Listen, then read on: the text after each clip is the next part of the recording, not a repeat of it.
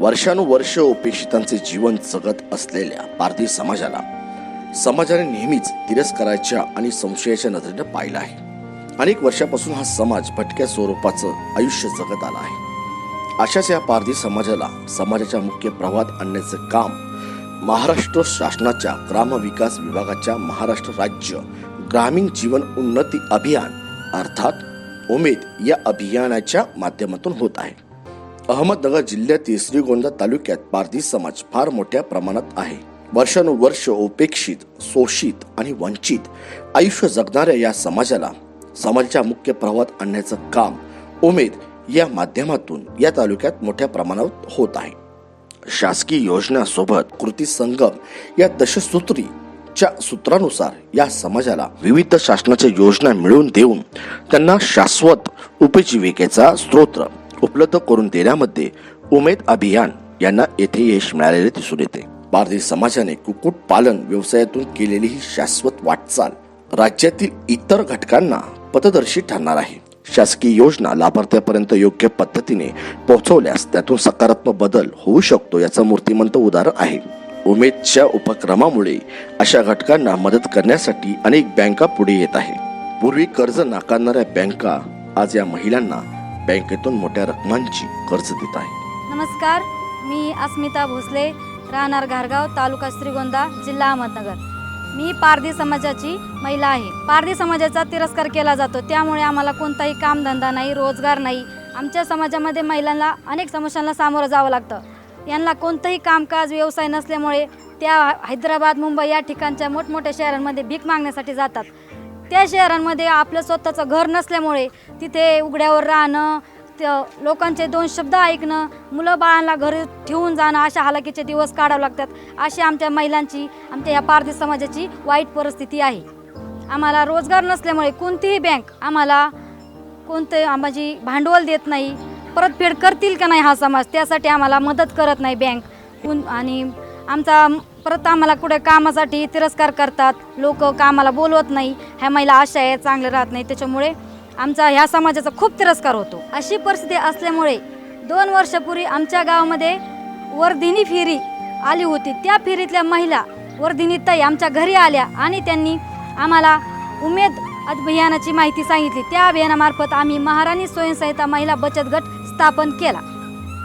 या स्वयंसहायता गटामुळे आम्हाला बँकेत जाण्याची संधी मिळाली, आमचे खाते खोलण्यात आले. त्याचबरोबर उमेदच्या बैठकीतून आम्हाला पशुसंवर्धन विभागाची माहिती मिळाली. त्या विभागातून विशेष घटक योजनेची माहिती मिळाली. त्या माहितीतून आम्ही स्वयंसहायता गटातील 3 महिलांचा अर्ज भरला. त्या अर्जातून आम्हाला 75-25 अशी ही योजना होती. त्या योजनेमार्फत एका महिलाला 1,68,000ची भांडवल मिळाले आम्हाला. तसेच 3 महिलांचं मिळून 5,04,000 हे भांडवल आम्हाला मिळाले. त्यातून 25% आमचा हिस्सा आम्ही ॲड करून 6 लाख आम्ही असे तयार केले व कुक्कुटपालनासाठी आम्ही एक शेड 30x150चं तयार केलं. शेड बांधणी झाल्यानंतर पिल्ला आणण्यासाठी आम्ही सिद्धिविनायक कंपनीशी करार केला.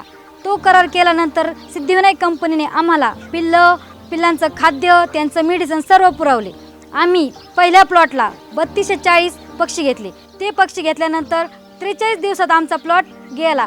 त्यामध्ये आम्हाला 60,000चा नफा झाला. त्यानंतर आम्ही दुसरा प्लॉट घेतला. तो प्लॉट उन्हाळ्यात आल्यामुळे पिल्लांची जास्त मर झाल्यामुळे फक्त 50% आम्हाला नफा मिळाला. तो फक्त 35,000चा झाला. त्यामध्ये आम्ही खचलो नाही. आम्हाला उन्हाळ्यात पिल्लांना कसं वागवणे, कसं मोठं करणे तेही समजले. ते समजल्यावर आम्ही त्यानंतर 5 लॉट सलग घेतले. त्यामध्ये आम्हाला 4 ते 4.5 लाख रुपयाचा आम्हाला फायदा झाला. पिल्लांचं संगोपन आम्ही 3 जणी करतो. सकाळचं आम्हाला सुरुवातीला पिल्लांखालची जी तूस असते ती आम्हाला हलवावं लागते. ती खालीवर केल्यावर नंतर त्या पिल्लांचे जे भांडे असते ते स्वच्छ धुवून त्यामध्ये डॉक्टरने जे सांगितलेलं असतं ते आम्हाला औषध पाणी त्यांना करावं लागतं.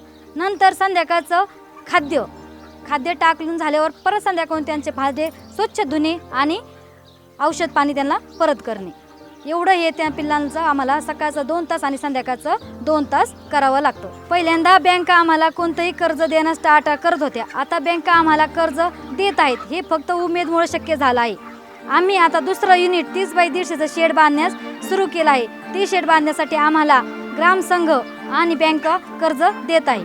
उमेद अभियानामार्फत आम्हाला बँकेचे कामकाज कळाले, शासकीय योजनेचा लाभ मिळाला, आम्हाला ग्रामपंचायतमध्ये आम्हाला स्थान मिळालं, महिलांमध्ये बैठण्याचं सहभागी झालं. आम्ही ग्रामसंघामध्ये जायला लागलो. गावातल्या महिला आम्हाला त्यांच्यामध्ये आम्हाला सहभागी करून घेऊ लागल्या. पहिल्यांदा आमचा तिरस्कार होत होता, आता अजिबात तिरस्कार होत नाही.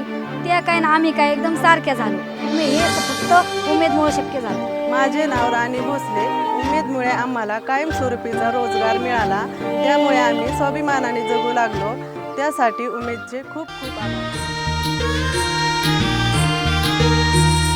डोंगराच्या मातीमध्ये रोवलाया घन, एकजुटी नर द्यावा घेतलाया प्रण. डोंगराच्या मातीमध्ये रोवलाया घन, एकजुटी नर द्यावा घेतलाया प्रण. हिरवसार शिवार माझ मनात माझ्या रोवल, वादळुरी पेटताना क्षण सुखाचा जाईल.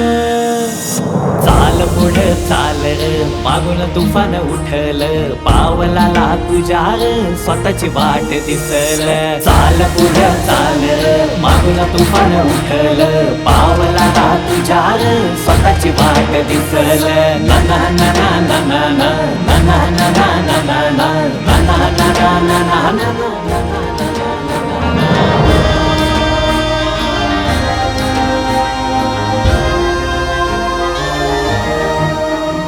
रोजची तुझी राबळ उडाली, काळेळ तुझी तुझ्या कामाला आली.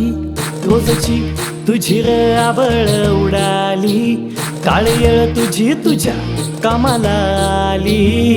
जिद तुझी बेभान घालती थैमान, जिद तुझी बेभान घालती थैमान. आभाळाच्या डोळ्यामध्ये आसवही दाटली. चाल पुढं चाल र, पावलाला तुझ्या र. चाल पुढं चाल र, मागून तुफान उठल, पावलाला तुझ्या र, स्वतःची वाट दिसल. आभाळाच्या डोळ्यामध्ये